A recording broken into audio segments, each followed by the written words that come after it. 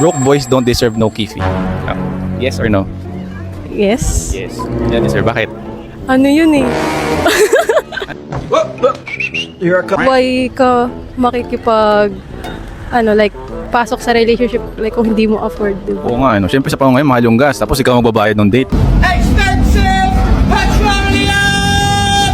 I mean, yung boy yung like, ganon. So, siguro, assume na nung girl na siya yung Siya yung mag-spend. So paano pag mabait siya, pero broke siya? ano, di kayo papakainin ng kabaitan mo? Nakapag-experience ka na ba ng dating a broke guy? Oo. Baka meron. Ay, may boyfriend ako. Ay, Ano ba? baby ko. So, kamusta naman yung status ng relationship niyo ngayon? Ah? Okay kami Okay sa'yo. kayo? So, money is problem or problem? No. Money or love? I mean, make money with him.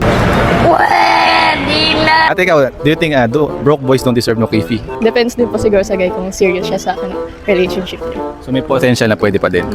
So, may experience ka na ba na date ng broke guy? Meron. Pero like sa bahay lang po kami nagde-date, gano'n. Ikaw na nagluto niyan. Yes po.